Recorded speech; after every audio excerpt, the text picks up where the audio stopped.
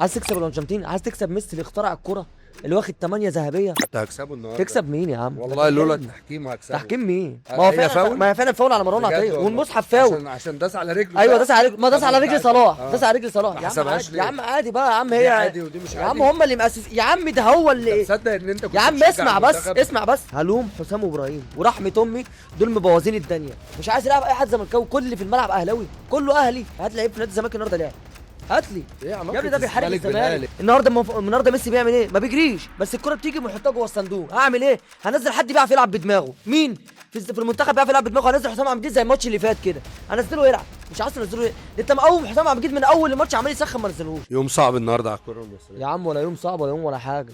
هو انت عايز تكسب ميسي، عايز تكسب الارجنتين، عايز تكسب ميسي اللي اخترع الكرة، اللي واخد 8 ذهبية. انا كنت هكسبه النهارده. تكسب مين يا عم؟ والله لولا التحكيم هكسبه. تحكيم مين؟ تحكيم مين؟ كل ده في الحلم يا عم فريسكا. والله العظيم انا مش عارف، انا النهارده مش هلوم لعيبه، لان اللعيبه النهارده الصراحه ادت 100%. انا هلوم مدربين، هلوم حسام وابراهيم ورحمه امي، دول مبوظين الدنيا، دول مبوظين الدنيا.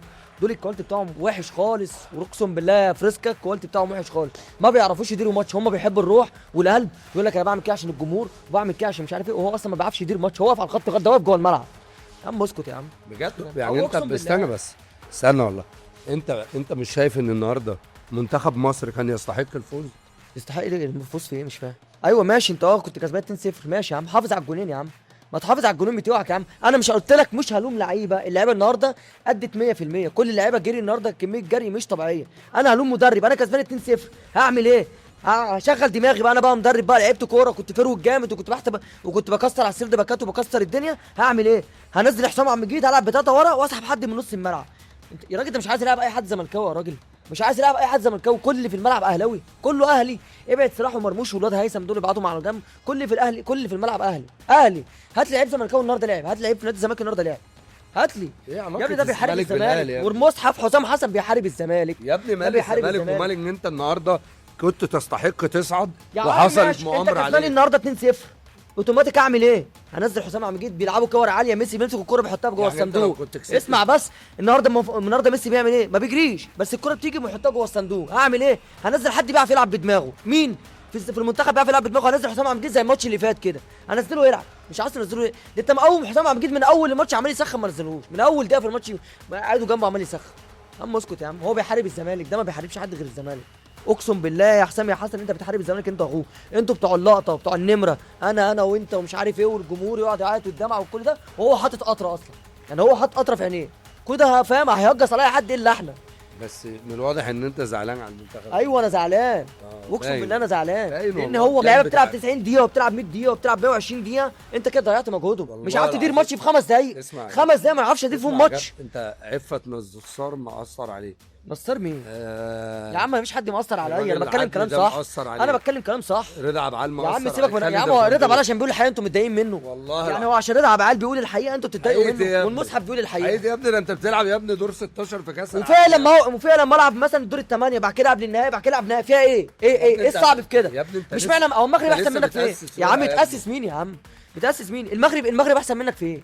قول لي المغرب احسن طبعاً. منك في ايه؟ طبعا وانت هتشيل مصايب مصايب الفساد بتاع الكوره وقطاع الناشئين لحسام حسن. ايوه لا هي المغرب دي المغرب القماشة احسن منك، اللي ما انت معايا. لعيب زي لعيب. طب ما النهارده ميسي اللي هو بيكلم الكوره لا طبعا النهارده مش في لعيب الملعب. زي لعيب. ايوه لعيب المغرب بيتربى في كواليتي واجواء تانية ده على اساس ياسر ابراهيم والناس دي قاعدين في ملجأ. يا حبيبي انا مش بتكلم فاهم على ده بتكلم على بياكلوا احسن العقلية. اكل اسمع واحسن جيم واحسن فلوس يا ابني، واحسن حاجات كتيره في الدنيا، العقلية عربيات الاحترافية يا وفلل ابني. وتقول لي مش متربي. العقليه الاحترافيه بتوع المغرب معظمهم متعلموا في مدارس اجنبيه كاكاديميات اجنبيه. أكاديميات لكن انت أجنبية. هنا مفيش، انت هنا الفساد في قطاع الناشئين.